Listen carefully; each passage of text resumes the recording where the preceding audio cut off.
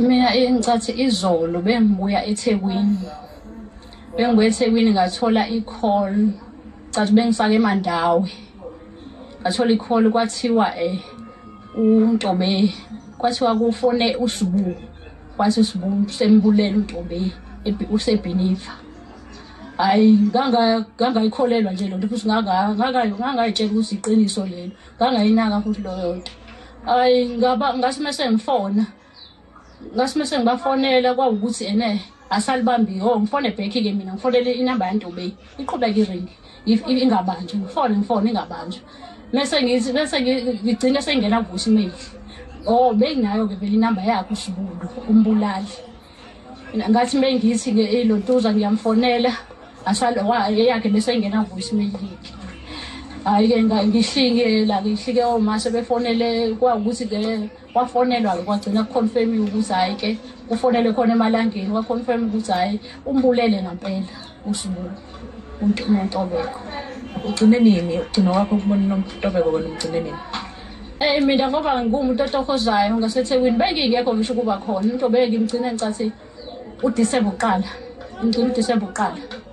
Emva kwalokho ke izolo ngigcine ngecall yakhe ngimfonelile ngojwayele ukumfonela wathi anti hlo ngicela ungiphathele lento inyama evuthiwe nangaphela bengiyiphethe ngafika nganale ekhaya ngisukumele lapha emgaqweni sahamba ke saya khona emalangeni safika emalangeni ingane idididizile emobeni sembulele vele kahle kusho uSibu uSibusho so lento yakhe beyihlelile vele. Njengoba ekhuluma ke ngoba nginendawo ethi la kusho einkundleni zokuxhumana kule ndaba evelayo ukuthi ukhuluma nangeindaba zoRafu. uRafu uyayiveza le ndaba yaRafu kodwa akavezi ukuthi indaba yaRafu uyasukaphi. uSibula cathi nini last year this year ngoMay uSibula wele ekhaya washayisa uNtobela ngaphezulu ngemoto. Wamqhufuza nje ngemoto. Hayi babe u2 washayisa bobabili benokwa kuNtobe noXoli wabashayisa nje. Sayitshela ufile uNtobe hayi nangalokho futhi ngangingekho. Bafonelwa futhi ngatshela ukuthi hayi bo sekwenzeka into kanjeni. Hayi wafika uLontuza. Ngafika sengifika esibhedlela. Kahle wamshaya ngemoto. Ngathi vele kwakuyinhloso wenenhloso. Ithina sho sesablinde ukuthi cha. Kwasabuye sayimbembezelo ngisashayisha kuyenzeka iphutha umuntu uyalenza iphutha amshayisa umuntu ngephutha engeve eqondile sayitshela kanjalo kanti uSibusho sokuyenenhloso ukuthi ambulale ngoba khona i-conversation yabo la ku WhatsApp ayivezile futhi wathi wena Ntobe kahle mina ngaphuma kuwena ngangiphuma ngomhla ka1 kuwena empilweni yakho Ntobe wathi Ntobe yazi le ngathi Ntobe yazi le Ntobe ngambophisa uSibusho sathi kodwa ngoba vele ke asimbophisanga ngaleso sikhathi ake simlinde sibheke ukwathaka ukuthi wenza uyashintsha ngoba ube ngathi umuntu oshintshile manje sisamxole ukhuluma ngoshintsho kusho ukuthi i-relationship yabo ibinjani ngoba besikhuluma nomndeni kaSibusise bethi bona bayazi ukuthi bekunengqoshongqosho lapho nalapho kodwa ngokwakho uSibube kuumuntu ohlukumeza uNtobe noma into yenzakale njengoba uthi mhlambe bekuyiphutha ngenkathi emshayisa ngemoto awusichazele ukuthi ibi-violent yini na le relationship yabo. Ya ngingasho ukuthi beyi-violent ukuthi kusho ukuthi besinganakile kodwa ngithe mase ngilandele emva kwengozi le emshayisa ngemoto uNtobe washo ukuthi cha vele lo mfana i-relationship yakhe ayikho right uyahlukumeza nje uyamhlukumeza vele umuntu ohlukumezayo.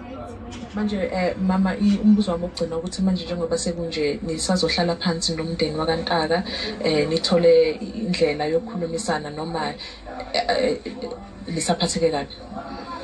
Hayi kwamanje angiboni ukuthi sokwenza lokho angiboni futhi sogcina ngokwenza ngoba seveze nale point lokuthi uthi ingane ayiyona yakhe bekuyibhantshe nalokho uyivikela yena isithuthi sakhe uqamba amanga yonke vele umuntu onamanga ke vele uSibu ngiyamazi noNtobe bemazi lento ayishoyo bese iyenzisa ukuthi uthena ubenobuhlungu noNtobe vele sikhole sokuthi uNtobe uqhubekile nempilo yakhe manje yena ushiswa angazi kwana kufanele aqhubeke nempilo yena sho ubenomona nje ukuthi uzoqhubeka nempilo engasekho empilweni yakhe kodwa kahle kahle bese ephumile uNtobe kuyena uSibu wavele bewuhlukumeza sho thina besingamnakile beyimvu nje egqoka isikhumba segusha. Ngiyabonga kakhulu sisi. Asiqale ngokuthi mama nina nizwe kanjani ngokudlula kwaNontobeko emhlabeni? Mina ngicathi izolo bengibuya eThekwini. Bengibuya eThekwini ngathola i-call. Cathi bengisake eMandawe. Ngathola i-call kwathiwa uNtobe kwathiwa kufone uSibu. Kwathi uSibu sembulela uNtobe usebhinifa. Hayi ngangayikholelwa nje lonto futhi ngangayitshela ukuthi iqiniso lelo. Ngangayinaka futhi loyo nto. Hayi ngasimese ngifona. Ngasimese ngibafonela kwawukuthi asalibambi ngifone back ke mina ngifonele inamba yaNtobe iqhubeka iring ingabanjwa ngifone ingabanjwa bese ngigcina sengena voicemail benginayo ke vele inamba yakhe uSibulu umbulali ngathi mengithi ke lontuza ngiyamfonela yakhe bese engena voicemail yakhe. Hayi ke ngihlike omase befonele kwawukuthi ke wafonelwa kwagcina kuconfirm ukuthi hayi ke ufonele khona emalangeni waconfirm ukuthi hayi umbulele ngempela uSibu uNtobeko. Ugcine nini ugcina wakho ukubona uNtobeko kona ugcine nini? Mina ngoba ngumuntu otokozayo ngaseThekwini bengingekho ngisho kuba khona uNtobeko ngimgcina ngicathi uDisemba uqala ngigcina uDisemba uqala. Emva kwalokho ke izolo ngicine ngecall yakhe ngimfonelile ngojwayele ukumfonela wathi anti ngicela ungiphathele lento inyama evuthiwe nangaphela bengiyiphethe angifika nganale ekhaya ngisukumele lapha emgaqweni sahamba ke sayakhona emalangeni safika emalangeni ingane ididizile emobeni sembulele vele kahle shisho uSibu uSibusho so lento yakhe beyihlelile vele njengoba ekhuluma ke ngoba nginendawo ethi la kusho einkundleni zokuxhumana kule ndaba evelayo ukuthi ukhuluma ngane nangeindaba zoRafu uRafu uyayiveza le ndaba yaRafu kodwa akavezi ukuthi indaba yaRafu uyasukaphi uSibula cathi nini last year this year ngoMay uSibula wele ekhaya washayisa uNtobela ngaphezulu ngemoto wamkhufuza nje ngemoto.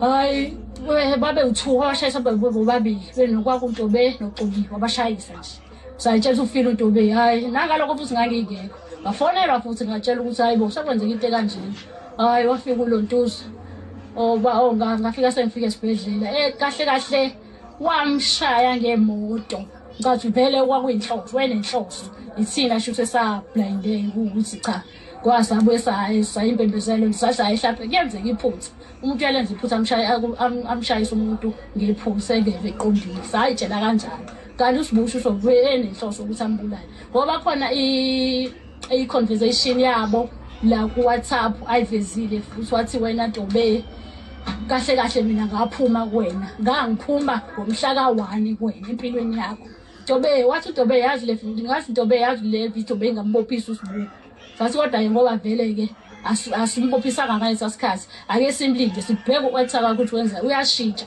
ngoba ube ngathi umuntu oshintshile manje sisamthole ukhuluma ngoshintsho kusho ukuthi i-relationship yabo ibinjani ngoba besikhuluma nomndeni kaSibusise bethi bona bayazi ukuthi bekunengqoshongqosho lapho nalapho kodwa ngokwakho uSibu bekuwumuntu ohlukumeza uNtobe noma into yenzakale njengoba uthi mhlambe bekuyiphutha ngenkathi emshayisa ngemoto awusichazile ukuthi ibi-violent yini na le relationship yabo? Ya ngingasho ukuthi beyi-violent ukuthi sho thina besinganakile kodwa ngithe mase ngilandele emva kwengozi le emshayisa ngemoto uNtobe washo ukuthi cha vele lo mfana i-relationship yakhe ayikho right uyahlukumeza nje uyamhlukumeza vele umuntu ohlukumezayo.